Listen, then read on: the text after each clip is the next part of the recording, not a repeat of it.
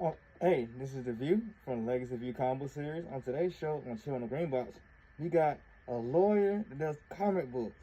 Now, you think about that, you might think about Daredevil or She-Hulk or something like that, but no, we got Justin Coke today on the show to talk about his new book, SWAT, that he's funding on a program called Zoop, which is a comic book only program. So y'all check out this interview. Go, help him, subscribe so we do launches on Zoop. Y'all get it. We got a lot of books planned for this project, and y'all just, stay tuned. So this is a view once again from Legacy View Combo Series. Specks, take it away. All right. Welcome back to the Hood. This is Chillin the Green Box with Specks, Thompson, and the View. And today we got comic book creator, Justin Coke with us today, man. Thanks for coming Hey, on. how's it going? Yeah, thanks for having me.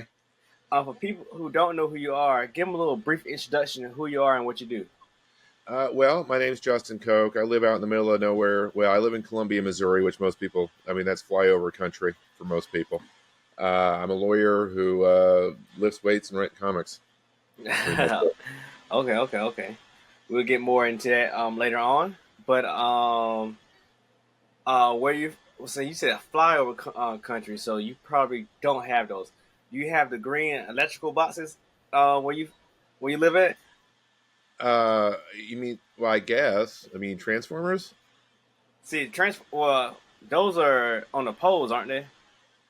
You're talking about like the green boxes on the ground. Yeah. Yeah, no, yeah. I mean, yeah, we All definitely right. used to have those for sure. All right. Well, back in the day, when I was growing up, or most people was growing up, they used to hang out around those with your friends and whatnot. Did y'all do that?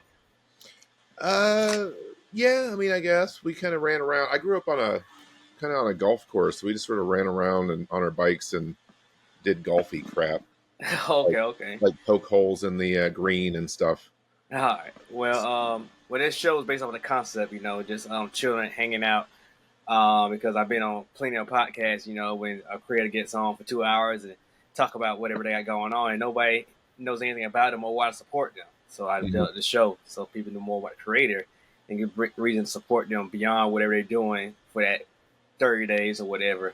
Oh, Um, so I did that, and based around the same, I got 4 different sections of my show, all based around that same concept of comics and some music stuff. And the first section is called breaking it down because when you chill around that green box with friends, you breaking dreams, ideas, concepts down with your friends and whatnot. So beginning my show, I'm breaking your brain down so people know more about you. okay, cool. All right. So my first question: uh, when you going on a vacation, what's your 3 activities you try to do on your vacation? Well, my wife, I like to scuba dive, um, so that would be one. We're definitely sit on a beach and not do anything while getting drunk type of vacationers. Uh, Mm-hmm. so the scuba diving would be like my one activity. I don't mind deep sea fishing. We usually end up near an ocean for some reason. Um, but Colorado's also awesome. I've never been skiing, but it sounds fun. Yeah, so um, no, I don't get to go on vacation. When you run your own business, you don't get to go on vacation very often, and when you Yeah. do, you don't want to. You just want to sit there and not do anything for a week. So Okay. So you say you do go to Colorado? yeah, we've gone a couple of times. We go to Estes Park, and it's just, I mean, it's always lovely. We keep going in December because we like to go in the off season when no one's around. Mm-hmm. Um, and so we kind of have the run of the place. Of course, the downside is if you get snowed on, you're Snowed in, completely yeah. screwed. But Yeah. we've been lucky on that one so far. Well, if you learn to ski, you can probably get somewhere. Yeah, have some emergency cross country skis. I don't know. Uh, Yeah. I mean, Colorado's. I mean, it's an extremely lovely place. It'd be awesome to live there as long as it wasn't winter. Yeah, I think Colorado probably one of the only states I really haven't been to. I don't think I've been there. You should definitely check it out. The Rockies are something to see at least once. Uh, Okay. you know, so All right. What's your all-time favorite car? All-time favorite that I've owned or just ever? Ever. Um, Geez, I don't know.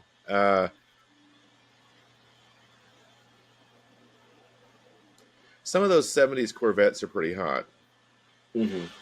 visually. Um, God, yeah, I don't really have a super great answer for that one, unfortunately. Um, So I, what about one that you owned then? uh, I had a I had a BMW 3 Series for a while, and it was an amazing car as long as you weren't responsible for the repairs. Oh yeah, But kind of pricey, huh? yeah, everything. Both back door windows broke, and that was $500 a pop. The trunk lock broke, and this is all on at 50,000 miles, right? Mm. So if you ever get a BMW, lease it. Don't they're a lot of fun, but you don't want to be the guy that's on the hook for the brakes or Mm. whatever because everything's absurd. I guess you didn't like the tail in your car, huh? You talking about the back windows in your trunk? Yeah, it was odd, but it was a lot of fun to drive. That's for sure. I love sporty cars. They don't have to be Mm. like sports cars necessarily, but I like something that you can parallel park with. You know, it has a little bit of get up and go, that kind of thing. Mm. Uh, I have an insecurity theory of cars where you're attracted to the cars that fulfill your insecurities, and so I am like pretty huge, so I like being small and fast and agile. That's my Oh insecurities, right? So other people want to have the looming trucks for presumably different reasons, right? But uh, yeah, yeah, I don't get off on that because that being bulky and tall is my daily life. So you yeah. know, You can walk that height on your own. You don't need the lip kit, huh? yeah, exactly. So All right. My last question for this segment. Um, um, if you was in I guess a post-apocalyptic world, would you rather be like something like Mad Max or like a zombie takeover or like an hmm. AI robot takeover? I gotta say, I think the Mad Max scenario would probably be funner than Runner. zombies. Yeah, I mean, I don't know. The getting run ragged and by zombies would get really crappy after a while. I don't Well, know. Yeah, I could get you got the cannibals of Mad Max, so you know. yeah, yeah. I just got to get some assless chaps and a lifted truck and run in. You Oh, you know. see that truck again, so you know you're gonna fold. Yeah, I mean, I thought about like, I mean, I love Mad Max, the whole series, but I need to see Furiosa. It sounds like it's really awesome, but we don't need to get into the logistics of rubber production in a post-apocalyptic economy, right? Let's not start asking Yeah. questions too much. Mm. Um, but yeah, I don't know. I guess that would be yeah, Mad Max. That'd be the funnest. Okay. Speaking of Mad Max, you say you like the series. So, how do you feel? Well, I wasn't around for the first couple, but how do you feel about the progression of the movies? Because it looks like it was just like a guy on the road. Now it's like dirt road. I mean, Thunderdome. it's always been. I mean, the first one's kind of like almost not even. It's not really what you'd think of as a Mad Max movie. Really, it's Uh-huh. more like just a skeezy Australian revenge movie Mhm. that involves cars. Right? It wasn't until the second one that they got all post-apocalyptic and weird with it. Um, I mean, I think that the changes have been really great. I mean, to some degree, I feel like it's just budget. Like Frank Miller finally has a giant budget, and he's not just having to put Tina Turner in a mesh top. Yeah. Right? He's got real money to do stuff with, and that's kind of the difference. But yeah, I mean, I, Fury Road's one of those movies I could just turn it on at any point and just watch it and be fine. Mm. Uh, it's one of the few movies I went to see in the theater twice. Um, Oh, yeah, I don't do that too often, so that's a major compliment. that's But what's up. it's kind of in that Aliens, Terminator 2, like just really good sci-fi movie to me. Hmm. Just great popcorn entertainment. Okay. Okay. Okay. That's the end of that segment. Goes to my next segment. Be familiar with it's called the back issues. Hmm. Um, if you want to find out about a character origin story, you read their back issues. So in this segment, we're going to go into your back issues, find out more about your origin story. Okay. So with that being said, I think you said it, but where are you from, and what do you call your hood? I live in Columbia, which is just the University of Missouri's here, so it's like 130,000 person small city that kind of punches above its weight. Mm-hmm. Como is what we call it around here. I mean, that's yeah. So uh, I'm originally from Joplin, Missouri, which is way you might remember the not the hurricane, the tornado that leveled that town in like 10, 13 years ago. That's Yeah. where I grew up. Um, Did you have to move because of that, or you was already gone? I was already gone. I was in Okay. Hawaii actually when that happened, which is really Oh, somewhere awkward. I was nice. like posting photos on Facebook of my vacation, and I'm like, "What is this crap?" Oh, but Yeah. yeah, no, I left as soon as I could because I mean it's Southwest Missouri, right? Hmm. It's rough down there. Um, so yeah, I left. I mean, I was gone the instant high school was over, and I was never coming back. So So was that is it a college town that you're in now? yeah. Columbia is just kind of in the middle of between St. Louis and Kansas City, and the University of Missouri is there. So it's a really nice town. It kind of punches above its weight, I think, because of all the college kids. You know, so it's kind of one of those things where we have a love-hate relationship with the college kids because we know that the only reason we're not broke is because of them, but they're also kind of annoying sometimes. So you get like that nice summer and Christmas break where they're gone, and you know you can traffic's not good, nice, and everything. Yeah. But it's a really great town. I like it a lot. Okay. Okay. Yeah, I feel it. Um, you said what? I feel at home here in a way I've never felt anywhere else. I mean, it's partially because I've just been here so long, but you know, it's a welcoming place. Yeah, that's cool. That's cool. Are you a music lover? You like music? Yeah, I listen to a lot of music, most of which I think would horrify people, but you know, like I'm really into shoegaze, dream pop, EDM, that kind of stuff. I mean, I like music that doesn't really have words to it, so I can write. I feel like I can write better if there's no English.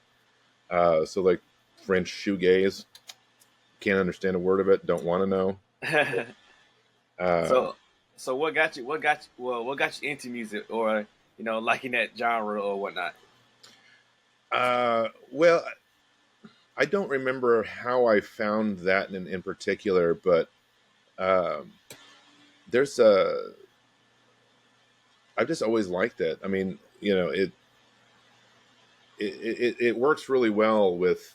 I read a lot, right? So the right music and books go together really, really well. So I listen to a lot of. I've always just listened to a lot of music, and I've kind of segued away out of. I mean, I was a '90s kid, right? So like, I was into the '90s rock stuff, but most of that I don't feel like it was not in rotation anymore. I don't want to crap on the '90s, but Hmm. you know, so. Um, where was I? I don't know. I just found this. There's like this French kind of black metal shoegazy scene of three bands that are all the same people basically that I've been kind of in love with for a long time. Kind of coming out of that and just listen to a lot of EDM right now, but um, you know, Okay. no. Okay.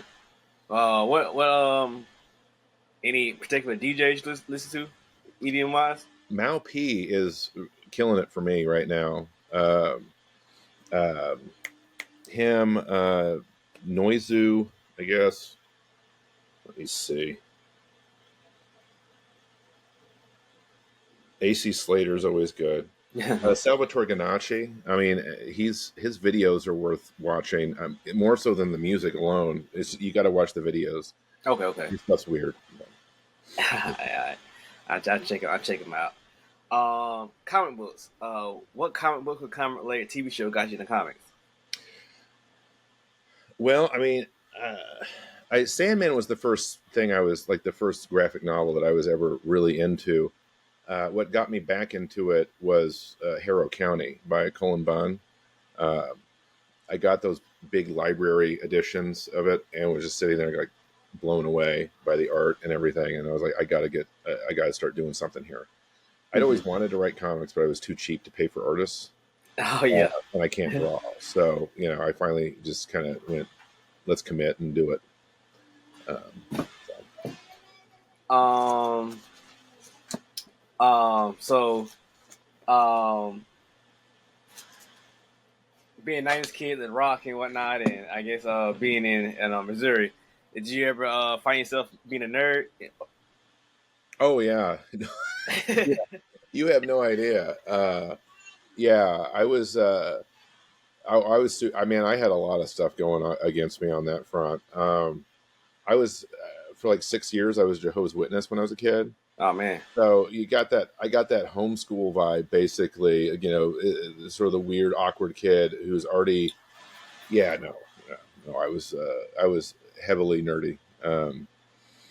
Like I played a lot of. I don't know if you know White Wolf games, like Vampire the Masquerade and stuff. Yeah, That was Vampire my Masquerade, jam. yeah. I mean, other people. I played D&D with other people, but I didn't care for that many dice. I didn't see the point, so I was always using like the Vampire or the World of Darkness system for stuff. I Dang. kept on a giant stack of books. It was yeah, Yeah, so yeah. how did Jehovah's Witness kids get into D&D? Like, how does that work? Well, my parents left when I was 14, and so the experience of kind of having your whole cult just worldview tipped instantly because you go from this is real to this is crap like that. Um, but I don't know. I just made friends with this guy. We're still friends today. You know, and he kind of guided me out of that. He showed me Aliens on VHS, and within a few months, I was playing D&D. So you know, Mhm. kind of went from there. Yeah, I had a Jewish friend kind of like that. He was Jewish, like somehow he was Jewish. Like going thinking back to it now, I don't know if he was like actually Jewish or Jewish religion. So, but like Hmm. his mom got divorced and like it just completely 360. Like it's not Jewish no more. We don't do any of that stuff.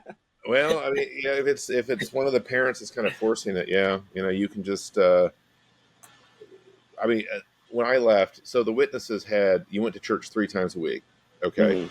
Sunday from 8 to 12, Tuesday nights from like 6 to 10, and then Thursday nights you went to somebody's house for like a couple of hours for Bible study, right? So my parents left on Sunday, and so I'm like I'm going to stay in. I'm committed to this crap. But then Tuesday, theocratic ministry school is the most boring thing that has ever happened in all of space and time. Okay, Mm. like this is pre-internet too. I didn't have an iPad. I couldn't sneak a phone Oh in, a man. Bluetooth speaker. I'm just staring at the friggin' wall for 4 hours, bored out of my mind. So that was the end of that. Like that was my commitment to God. Is didn't make it through one boredom session. So Oh man. yeah, I, but I yeah. thought I I mean, thought I once had it with church like growing up. I had to do with Sunday 2 services and Bible study, and like Thursday choir practice.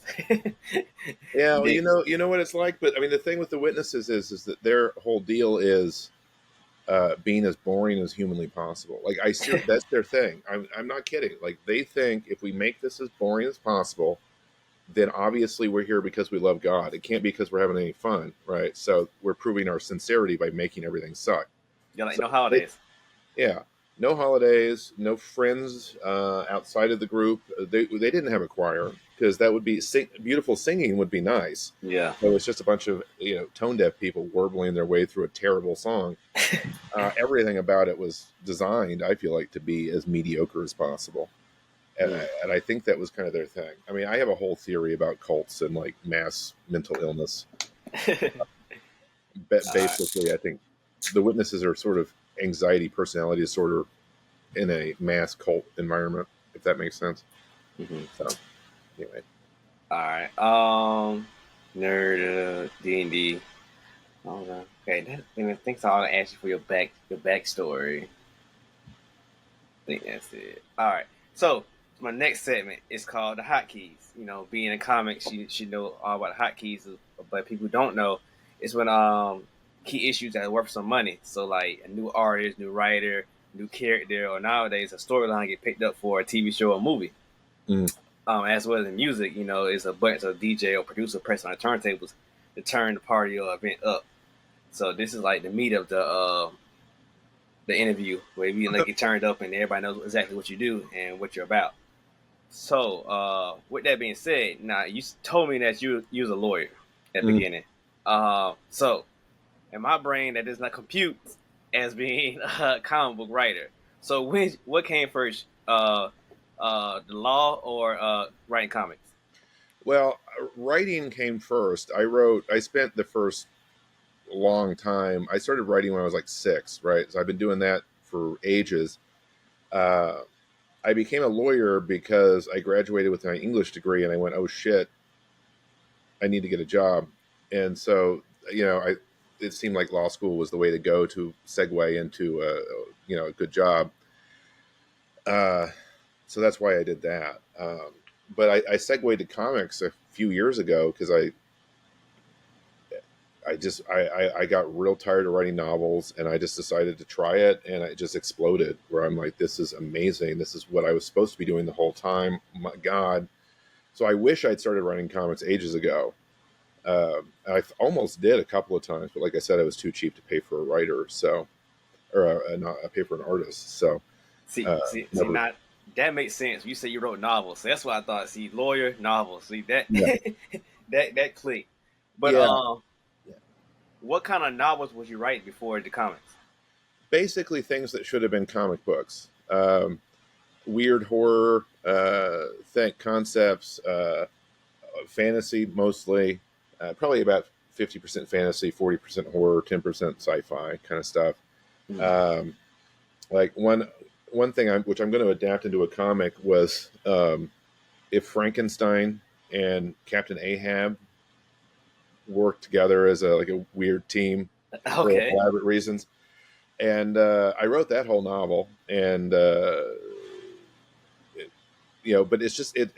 I really feel like the way my brain works and comics just really mix, right? Like you see so much stuff in indie comics where it's so crazy and unhinged, and I'm like, yes, Mm. it's like the audience is wanting that kind of thing, whereas in a novel they want things to make sense, or something.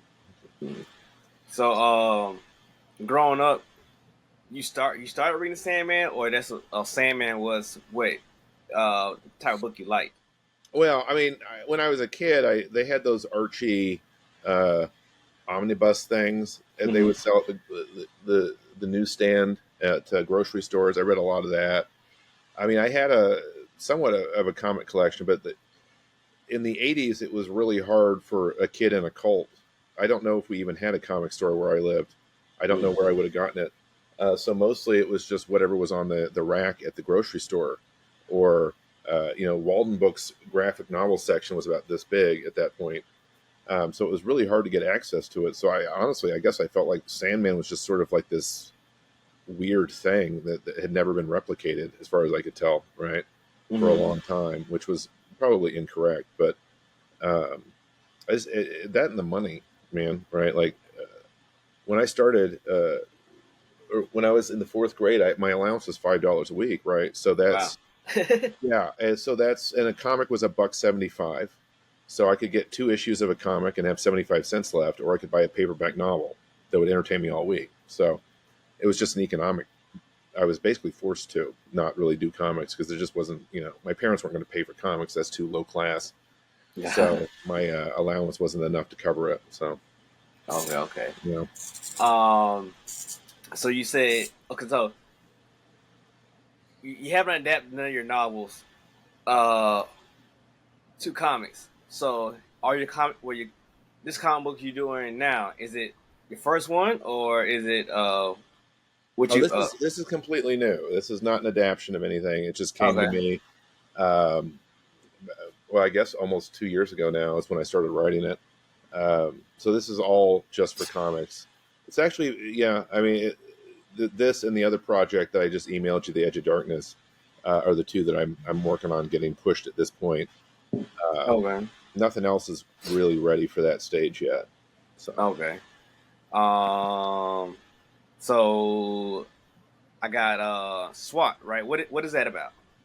Secret Wizard Assault Team is what that's short for, and it's basically kind of a Venture Brothers s take on Harry Potter, I suppose. Like, what if Harry Potter was a busted up St. Louis detective who's counting down the days to his pension, and then he Hmm. ends up going on this. It's they start out trying to they're about to lay somebody off, and so they gin up a red ball by calling in on a tip on a vampire they know has bodies buried in his yard, right, to create a red ball so no one could get fired, and then that just sort of spirals out in ways that you could never have anticipated into a whole, disaster of epic proportions. So Okay, okay, yeah. okay. So when you write this comic, the SWAT one, Mhm. you write it as like a single issue floppy type of thing, or is it like a full like graphic novel size? It's 36 issues. I mean, it is a graphic novel. It is one continuous story, but I basically use the issue format as it's kind of a discipline thing for me, right? Like one thing that really works for me with comics is that it's completely imaginatively free on the one hand, and yet you also have all these. You've got 21 pages.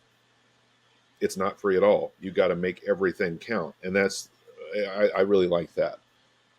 So basically, there's 36 chapters of a graphic novel. Is pretty much what it amounts to.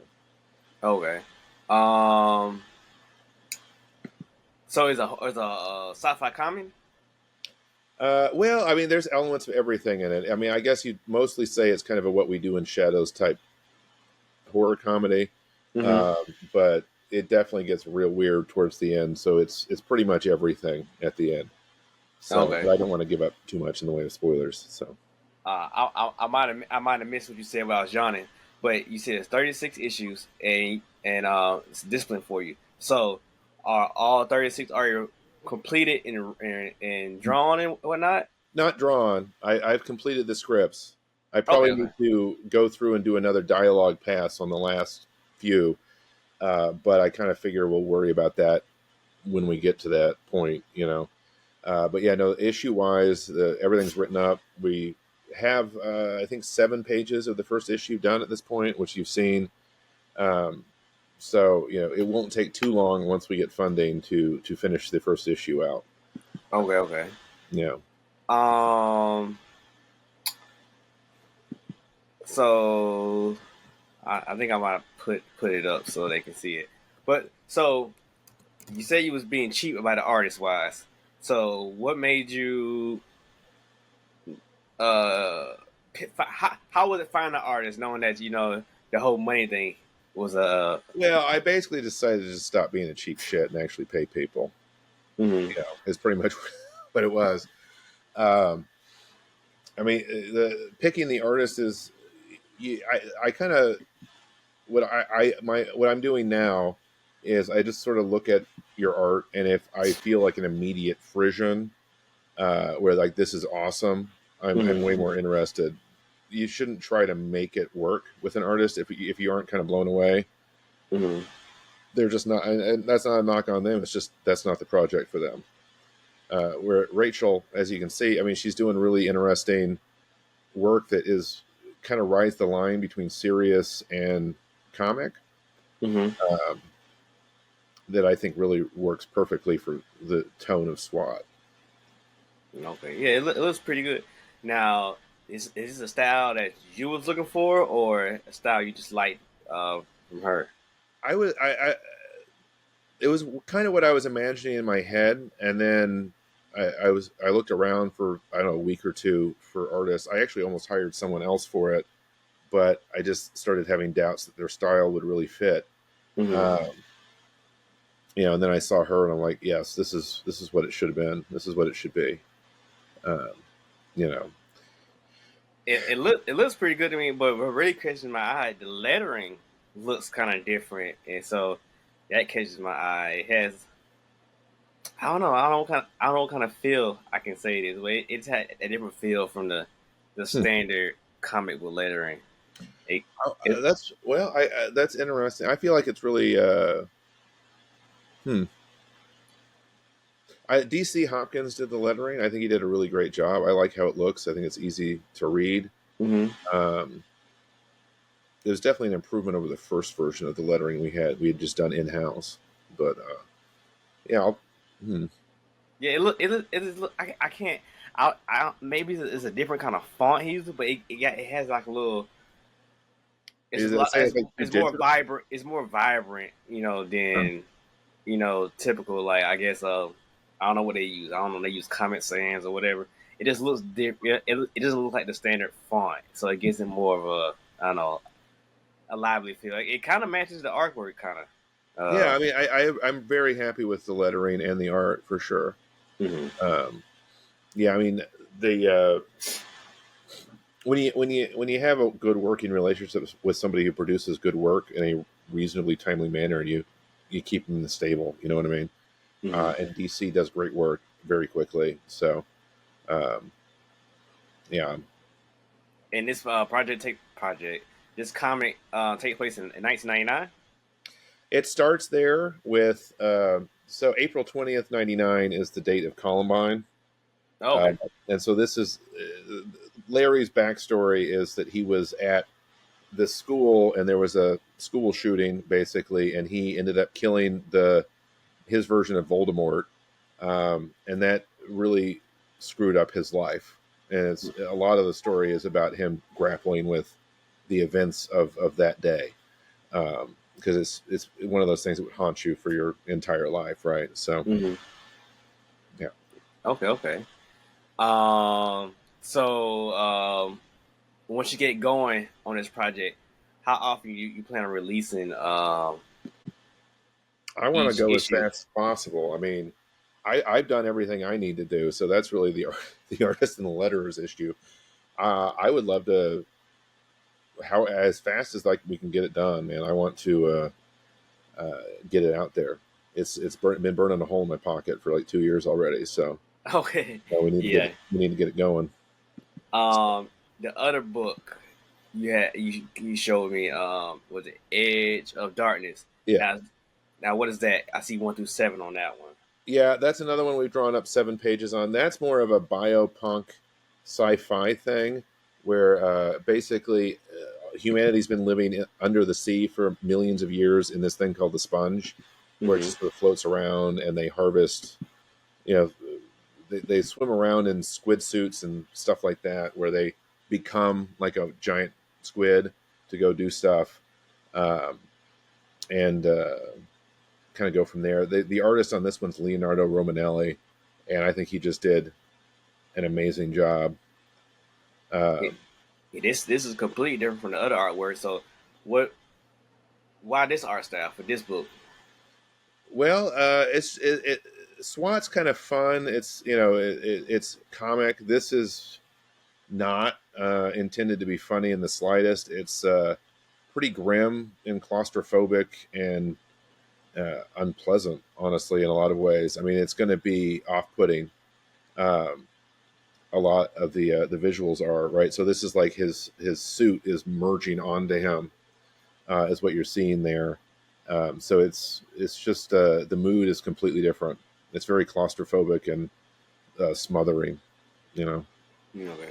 And how many issues you have written for this one? that one is 6, and that's done. Yeah, Okay. it's a much shorter series for sure. Okay. Okay. How often do you do your books? What do you mean? What? How often, like, so these are true books, comic books now. So how often do you write for your comics? Like, how often you try to put them out? Well, it's been ever. I finished SWAT in like September, and so since then I've probably written 10 or 11 issues of just random stuff. It's been really hard. I feel very drained after SWAT. Like Mm. there's usually kind of a fallow period after you finish a project, but this one's getting really long. But I think I'm finally getting momentum again, to try to write more. But ideally, I'd love to write every day. I mean, I really enjoy doing it. So if the creative juice is there, I definitely want to use it. I definitely think about it and try to work on it at least a little bit every single day. Okay. Now, how fast the production of the novels versus the comic books? Well, I mean,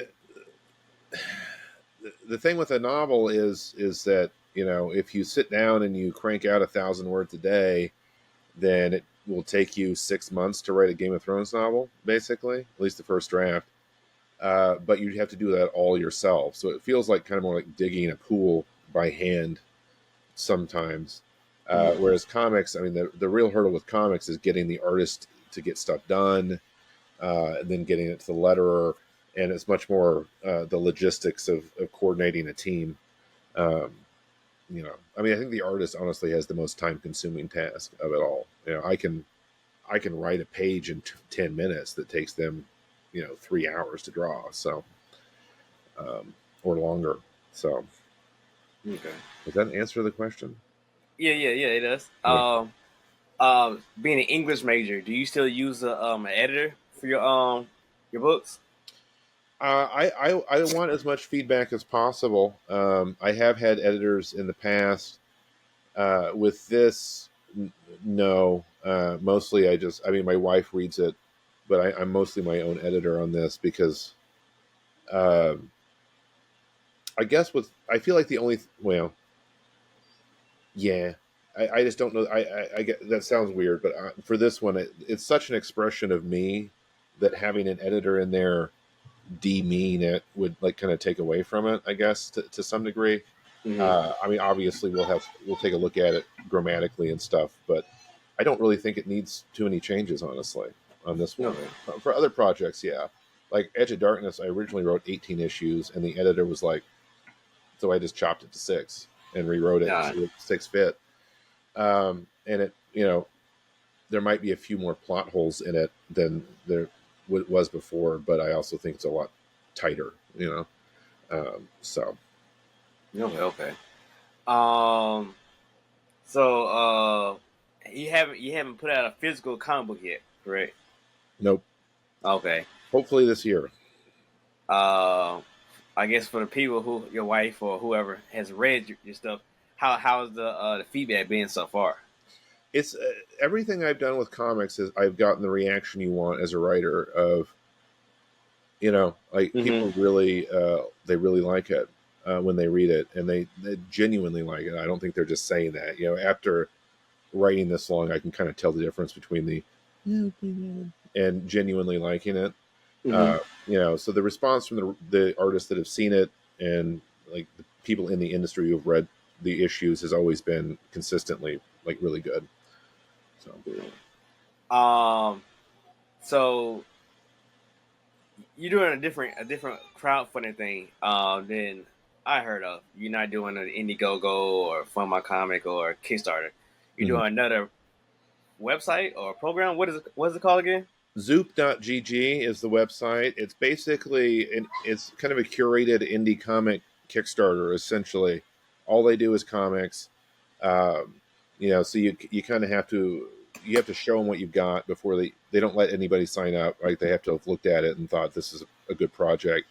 Mm-hmm. So that's where we ended up. Um, and what we need right now is what they look at. I think this is a little dated, but it's whatever. They want you to put your email address in to get notified of it, and that's sort of their barometer for how much interest there is, Uh right? huh. So the more people sign up, the faster it gets into production. So Oh that's what well. we need right now is the signups. Hopefully we should be launching. I've done enough of these, I think, to move the needle enough that we're going to be launching sometime this summer, though. Okay.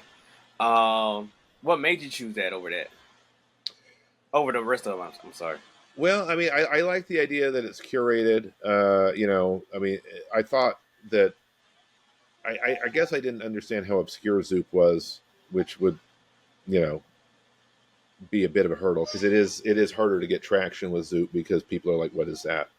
Um, but I like the idea of it being curated and sort of the audience is really really into indie comics. Um, Mm. so that was what the attraction I thought. Is it the same all or nothing type of thing, or how does it work? It's basically just like Kickstarter. You set a goal. If you make the goal, you get the money, and then you're expected to produce it. Uh, I mean, it's basically just Kickstarter but specifically for comics, No, okay. conceptually. So And it's only triggered through sign up. So if I leave this interview and sign up for it, and that's the only way you'll be able to do the campaign, or yeah, every sign up counts, man. I mean,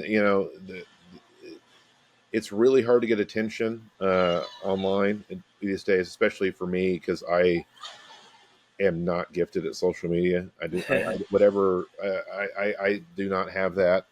So I'm much better at doing podcasts than I am interacting on social media, because all I want to do is get in fights with idiots. I don't really post, and that's a hurdle for me that I'm gonna have to get over. But Yeah, I went before the interview. I definitely went to look you up, like, because of the contact you. And actually, I found your page, but I was like, it got no comic or book things on it, so I don't know if it's the same guy or not. So yeah, I just emailed you.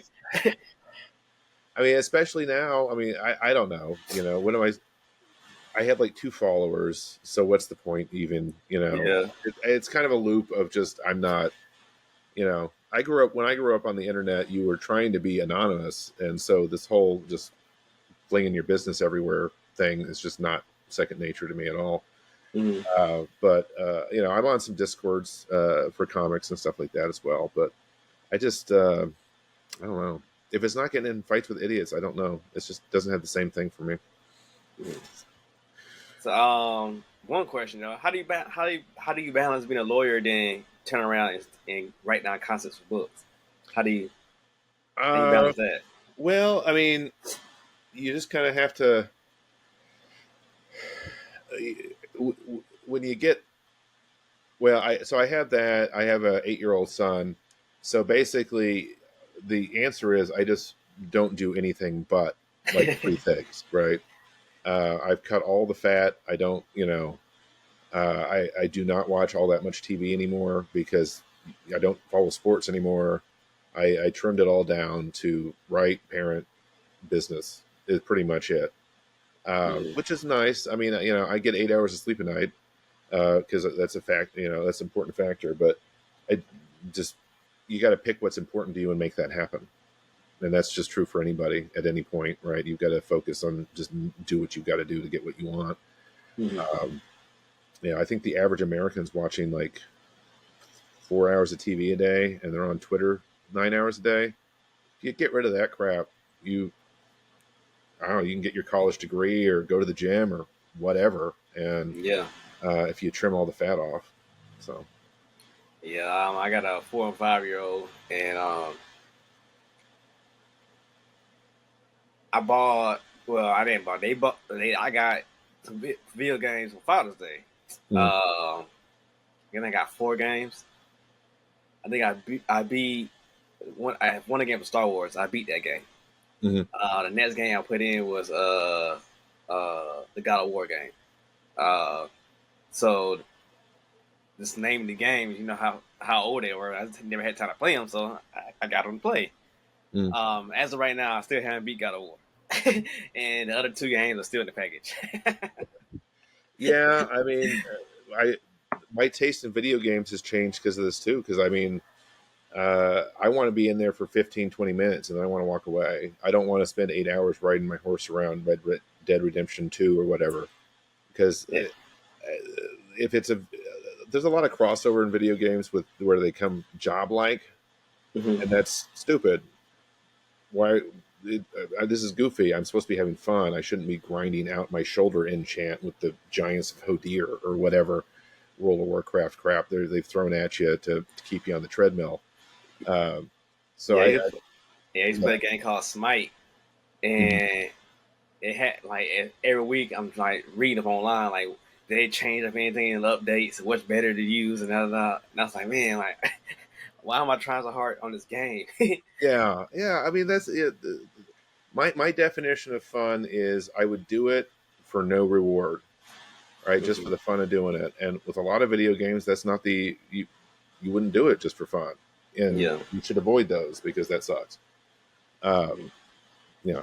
So I had a pretty serious World of Warcraft addiction back for a while, and that really burned me out on a lot of that stuff.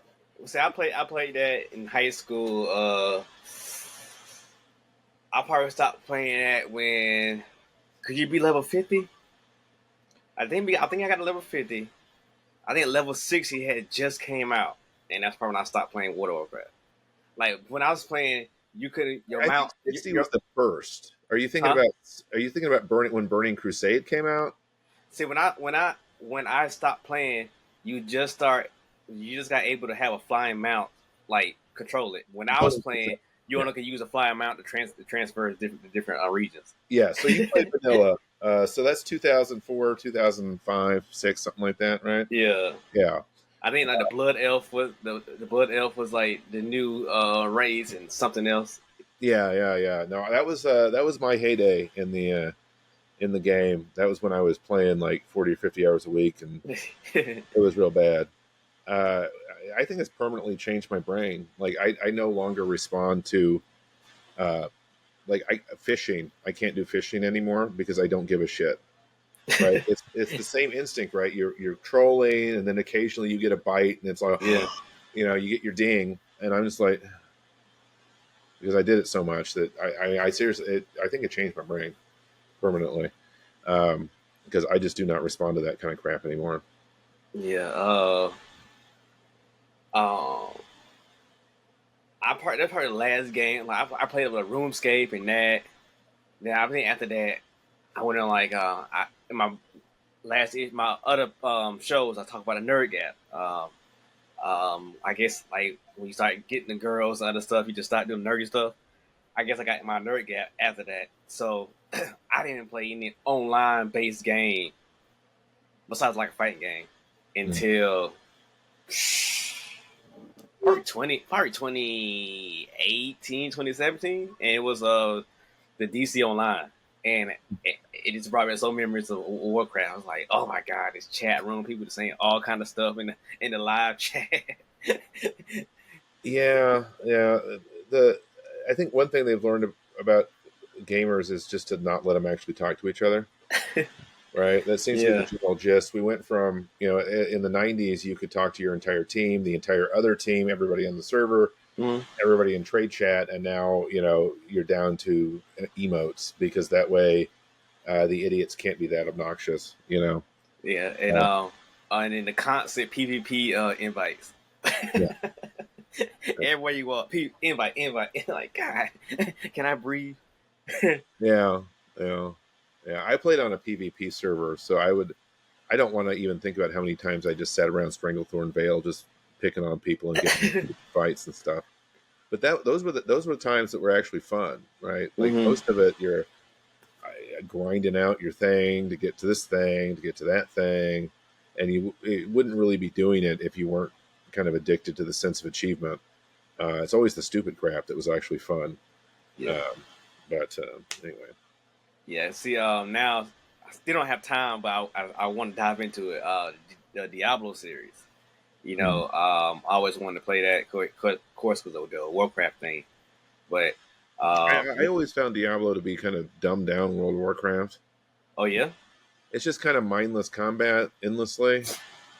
Which, if that's what you're into, that's what you're into. But I played Diablo 3 for a while before I was just like, this is just, I don't get it. It's just, you know. what StarCraft? You like StarCraft? Uh, I never really got into my experience with those RTS games was like I was playing Age of Empires back in the '97. Oh Is I yeah. finally got my second peasant, and then this army descends on me somehow. Um, so I never got into those. I was more of a 4X, like a Master of Orion or Civ kind of Mhm. guy. Total War, I was really into Total War for ages. Um, but eventually you get to the point where you're just like, do I really want to spend 5 hours sitting here at my computer? Mhm. So Yeah. Okay. My last question in this segment. You ever talk about screenwriting? uh, I've dabbled a couple of times, but not really. No. Hmm. Um, it's hard enough to get a comic published. I'm not getting a TV show done. Okay. Yeah, so maybe one day. But I just really love writing comics. I mean, that's it for me. It's genuinely awesome, and so I just like doing it. And so I'm not looking to go anywhere else right now. I'm perfectly happy where I'm at. So Okay. yeah. All right. Now that's all I got. You got any advice for up and coming writers? Who might be watching or listening to this show. Don't be afraid of actually expressing yourself. Put yourself in a position to get made fun of. Like, just be completely genuine, and don't hide anything, and that will at least make it interesting. You know what I mean? Okay. So Makes sense. All right. Where can people find the link or find the campaigns for these books so they can sign up for it? Zoop.gg, and then you'll see on the upcoming projects, SWAT. I'm on Blue Sky as Justin Koch and Justin Koch 6161 on Threads, but as we've already covered, I don't really have a lot of content there. Rachel Disler, the artist, is her thing is Red Tie Bear, REDTIE Bear on Twitter, and that's her website as well. So mostly, if you just do one thing, put a bunch of fake email addresses in, just get them done, or whatever you need to do. But yeah, just sign up. And by the way, I mean I can't tell you how much I believe in this in SWAT without sounding like a lunatic. But if you drop $10 for a copy, you won't be upset. It's real good. Cool. That's dope, man. That's dope. Yeah. All right. So hopefully, we get all 36 issues of SWAT. So we see your big world you done created and whatnot. And It's gonna happen, or I'm gonna be dead. So I'm doing it. all right, man. All right. Thanks for coming on, man. I enjoyed it. All right. Thanks. Yeah, it was fun. Talk to you later.